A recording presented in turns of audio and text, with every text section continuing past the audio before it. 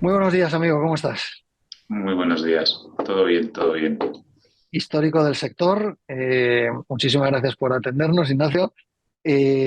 Muchos te conocen por tu época pasada de Inmolaciar, pero llevas ya unos cuantos meses, ¿no? Incluso un año y medio, ¿no? En esta nueva aventura de Aorquia. Lo primero que quería preguntar es para aquellos que no es que no te conozcan, sino que todavía no están en el día a día de Aorquia, ¿quién es a día de hoy Aorquia, Ignacio? Pues vamos a ver. En primer lugar, muchas gracias, sobre todo por lo de histórico, que eso tiene un componente de años, que no sé si me termina de hacer gracia, pero vale, ahí, ahí está. Yo me siento joven, tanto como para volver a montar otra. Entonces, por hacer un resumen, ¿qué es Aurkia? Aurkia es un proyecto muy personal en el que yo lo llamaría, es un 2.0 de lo que veníamos haciendo, o un 4.0 siendo ahora más modernos. En realidad es una evolución de lo que siempre hemos querido hacer o he querido hacer parte del equipo que lleva conmigo muchos años quiere hacer, que es enfocarnos fundamentalmente, y siempre lo he dicho, pero ahora más que nunca, a la vivienda accesible. Y dentro de la vivienda accesible, fundamentalmente a la vivienda de protección oficial. Ese es el esquema hacia el que queremos ir y hacia el que la compañía va dirigiéndose. Esa es la estrategia de la compañía que además, de momento, en ese año y medio, estamos consiguiendo enfocarla hacia allí. ¿Hablas de venta o de alquiler también? Hablo en todas sus alternativas. En principio hablamos en venta y en alquiler, más lo que pueda surgir, porque esto va a ir evolucionando y lo que se entiende por vivienda accesible o solución habitacional, que se decía antaño, efectivamente somos históricos, es el enfoque. O sea, lo que se trata es de conseguir que la gente tenga un sitio donde vivir a un precio razonable o al menos más razonable que las cosas que se están viendo, ¿no? Vale. En Y, cuanto a diversidad geográfica, ¿estáis muy focalizados en algún sitio en concreto o estáis produciendo no, viviendas en... Vamos a ver, en esa idea, cuanto más tensionado es el mercado, más interesante es. Es decir, las tres zonas donde tenemos delegación son Madrid, Baleares y Canarias. Las tres son las tres zonas que ahora mismo estadísticamente en los últimos años, primero porque son las que tienen más población, segundo porque además es donde hay más turismo y por tanto más afecta el tema de los Airbnb, de las segundas residencias, etcétera. Son los sitios donde es más necesario y por tanto donde hay más mercado. Nosotros no somos una ONG, somos una empresa con ánimo de lucro, es decir, que vamos buscando obtener un beneficio, pero eso sí, con la máxima función social. Entonces, el enfoque es hacer vivienda accesible, pero donde entendemos que hay un mercado más potente que es esos tres. Y en Aparte de eso, cuanto alguna capital de provincia donde pueda surgir una oportunidad. Pero fundamentalmente estos tres sitios es donde tenemos delegación y donde vamos a tener delegación. Bien. En cuanto a volumen, ¿de qué estamos hablando a día de hoy, Arquia? Mira, el objetivo que teníamos cuando montamos todo el plan estratégico de la compañía era llegar a unas 500 viviendas al año de producción. Eso significa que tienes que tener 500 que estás empezando, 500 que tienes en construcción y 500 que estás terminando, porque el periodo de maduración de nuestro producto es 3 años y por tanto 500 significa tener 1.500 en bate. Ahora mismo estamos ya cogiendo esa inercia muy rápidamente para llegar a esas 500 unidades al año. En ¿Por cuatro qué días, además. 500? ¿Eh? En 4 días, además. Bueno, sí, sí, rápido. También es verdad que cuanto más tarde, más estás sosteniendo la estructura de la compañía. Entonces, cuanto antes llegáramos como dicen los modernos, a coger ese ramp up, ¿no? Que es el periodo en el que estás invirtiendo, aparte del dinero en suelos, dinero en la estructura, porque a partir de, yo creo que para enero, el primer trimestre del año que viene, la estructura de la compañía ya se sostendrá, es decir, los ingresos que irá generando cubrirán perfectamente. Y por eso está todo, además, está todo concebido y está todo hecho de una manera coherente. O sea, todo tiene un tamaño, el equipo de personas es el que puede hacer 500 viviendas al año, que son 1.500. La infraestructura que tenemos montada es esa y a día de hoy, después a lo mejor queremos crecer más, pero a día de hoy el objetivo era primero llegar a esas unidades y estabilizar. En este momento sí que las tenemos y era lo que te quería decir.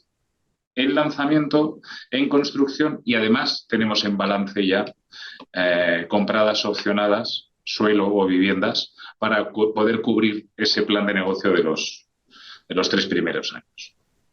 Pues la enhorabuena lo primero, pero has comentado algo que tenéis un foco importante destinado o mirando el tema de la vivienda, de la accesibilidad, de la vivienda asequible, la vivienda accesible.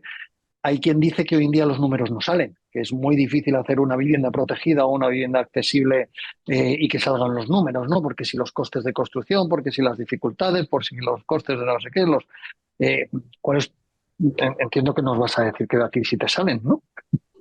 Vamos a ver, si dijera que a mí no me sale, pues estaríamos cerrando, ¿no? Entonces sí me salen. ¿Cuál es el secreto? Que no es un secreto, esto no es nada. Se basa o sea, los costes de construcción son los mismos para todos y los dos sitios donde tú puedes jugar es primero tener una estructura que sea algo más liviana. Para seros sinceros, yo siempre he creído que las estructuras tienen que estar aproximadamente en el 3% de lo que estás produciendo, más o menos, anual. Es verdad que si eres muy eficiente puedes bajar algo de ese 3, pero un 3 suele ser una cifra razonable. El tema es si te vas a un 5 o un 6, porque son 2 o 3 puntos de margen que te estás llevando por delante. ¿Vale? Pero para mí ese es el menos importante. Los dos importantes de verdad es el margen que tú quieres tener, que en nuestro caso nos estamos moviendo en 10, 12%. ¿Vale? ¿Hablas de volumen total de proyecto o hablas de anual?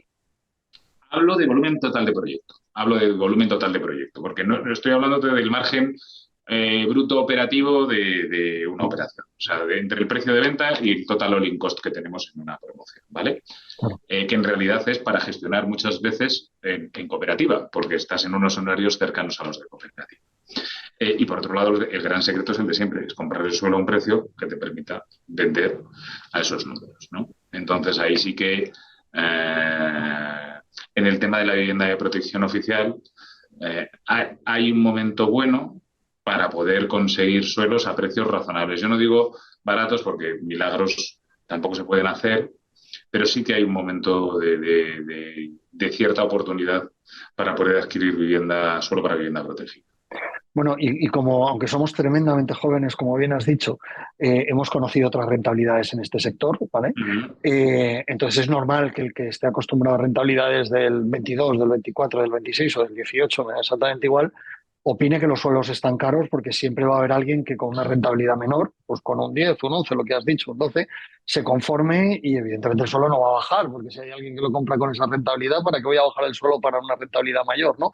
Esto hace que el mercado de lo que conocemos de este nuevo sector, ¿no? Que conocemos en los que los retornos que se están pidiendo al capital son muy altos, les esté costando comprar nuevo suelo? Vamos a ver, sí que es lo que está pasando en el sector, pero te hago un matiz. Yo voy a un nicho de mercado, ¿vale? En el que, por eso te hablo de margen bruto. Y luego, si quieres, te hablo un poquito de lo que son ratios financieros. El margen bruto sí es un 10 o un 12%, pero es que va unido a que, como estamos hablando de un producto de protección oficial en el que tú no tienes un recorrido de precios, a ti te interesa vender las viviendas cuanto antes.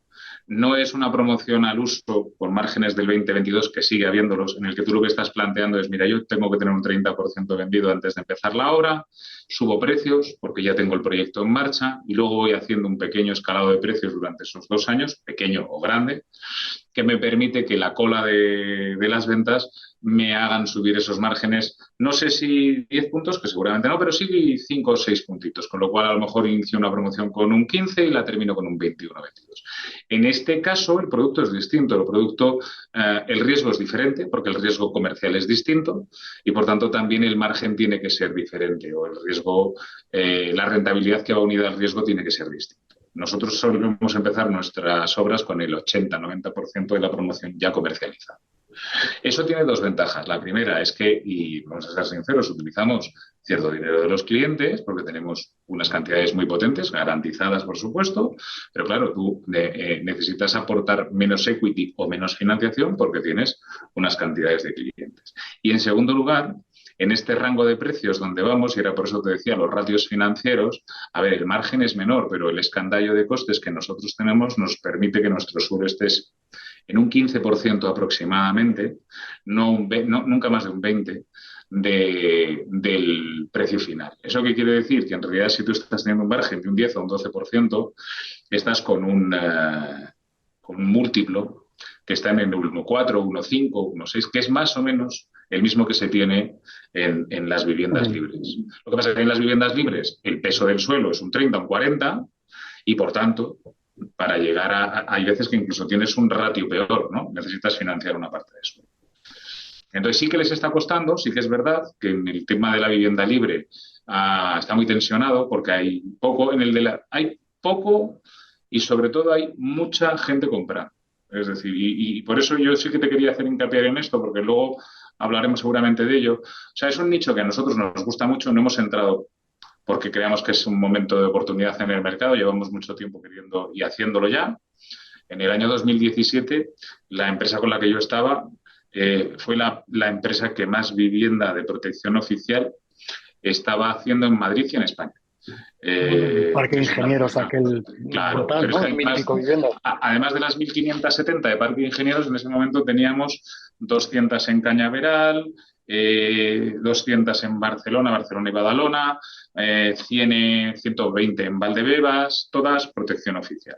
Quiero decir con eso que llevamos mucho tiempo, pero lo que sí que quiero también transmitir es, ahora mismo estos márgenes y estos números y este tipo de producto no es para los grandes players, porque como tú dices, las rentabilidades no les encajan. Entonces, hay algo menos de tensión en la compra de suelo, porque somos menos los que estamos interesados en ese tipo de vivienda de protección oficial. Vale, yo el otro día, además me he apuntado en la agenda a tomarme una cerveza contigo cada 3 meses por el chute de optimismo que me diste, ¿vale? Me dijiste una frase, la tengo aquí apuntada: Alberto, nunca lo he visto tan claro en mi vida. Bueno, ya sé que tu vida es igual de corta que la mía, 4 años dedicados a este sector, ¿no? Es decir, en los últimos 4 años nunca lo he visto tan claro. Eh, Sí, lo Cuéntame veo claro. ¿qué tiene esto, porque acabamos de leer el periódico esta mañana o ayer, o nos levantamos con el no sé quién. Es cierto que hace la semana pasada tuvimos unas confidencias también con Carolina Roca, y comentó que la vuelta del verano está siendo sorprendente para la obra nueva y que está yendo como a muy buen ritmo, etcétera, pero no es lo que estamos o que lo que los periódicos nos intentan transmitir, ¿no? Vale, pero es que el problema, bueno, primero de los periódicos hay que creerse todo relativamente, siempre, ¿no? O más que creérselo relativamente hay que interpretar.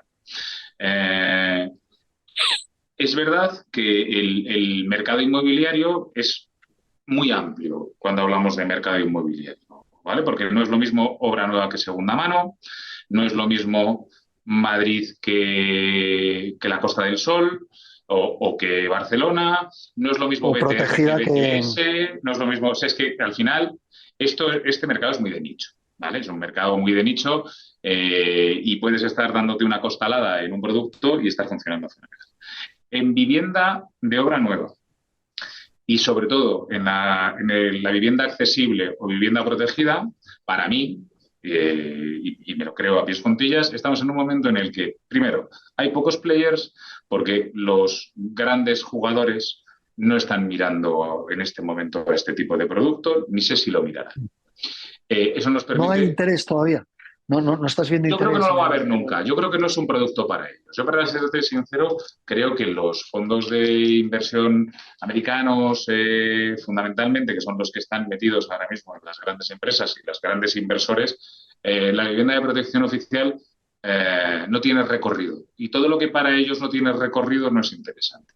Porque no existe una plusvalía adicional que se pueda conseguir en base a una inflación o en base... Es un negocio que no encaja exactamente con cómo invierten ellos, que no es ni mejor ni peor, es que ellos van buscando inversiones que tienen recorrido y esta no lo tiene.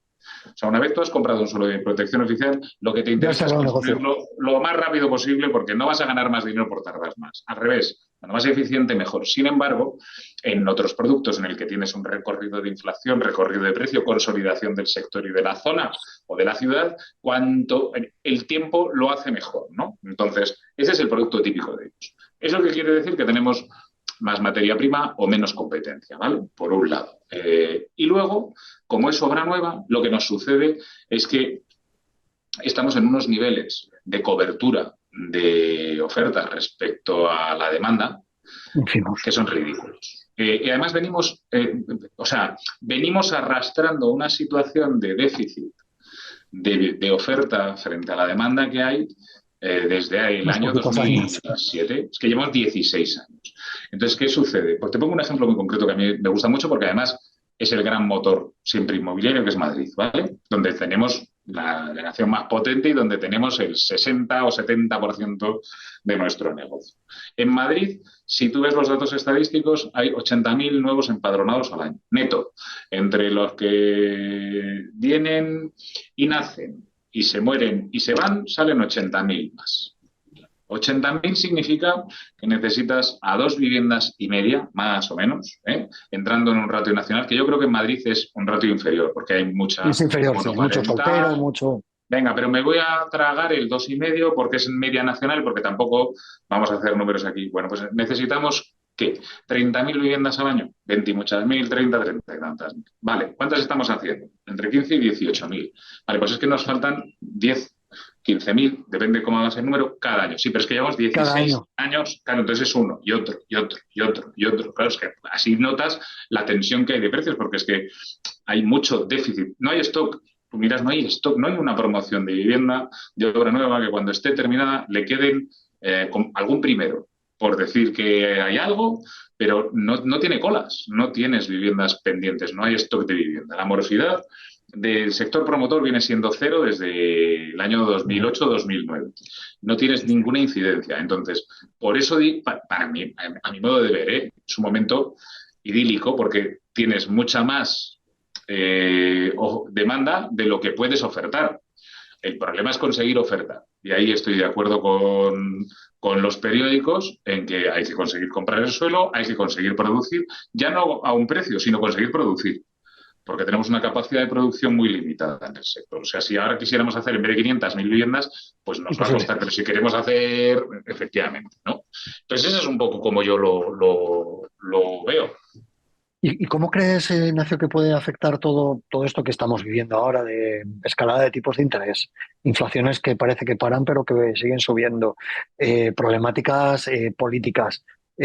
Parece uno la tormenta perfecta para que esto inestabilice determinadas cosas. Vaya por delante que es increíble. El otro día hablaba con un amigo, digo, pero no dicen los periódicos que estamos en crisis porque hay listas de espera para no sé qué.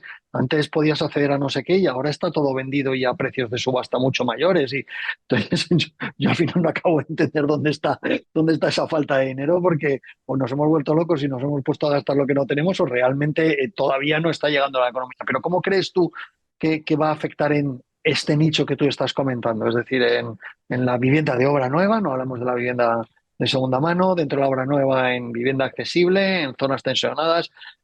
¿Crees que la demanda se puede ver, no No, sé, impacta. O sea, eh, la subida de tipos de interés provoca que haya gente que pudiera comprar que no puede. Eso es impepinable. La inflación al final provoca que tengas que destinar más parte de tu sueldo a electricidad, agua, supermercado, lo que te permite al final tener menos menos capacidad cuota de cuota. disponible? Eso es impepinable. La pregunta es cómo afecta eso al sector.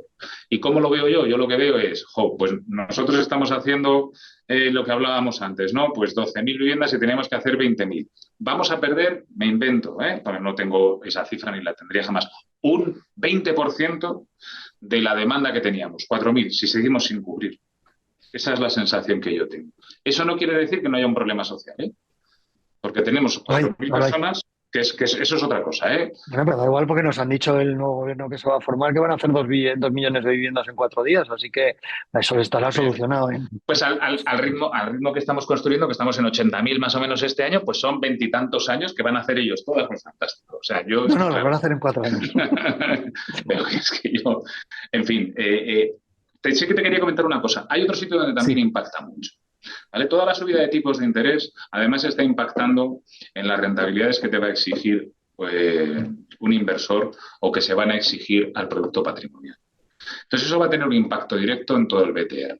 Hemos visto la semana pasada que una parte ya el tercer plan Vive ha quedado, no vamos a decir desierto, pero ha ido muy justito, ¿vale? Porque ya no estaban saliendo los números porque, a ver, si es una cuenta muy fácil, si te estás financiando un 6 o un 7% de la rentabilidad que te está dando este producto, que al final es como un bono, pues esto no sale. O sea, quiero decir que tampoco hay que ser el tío más listo.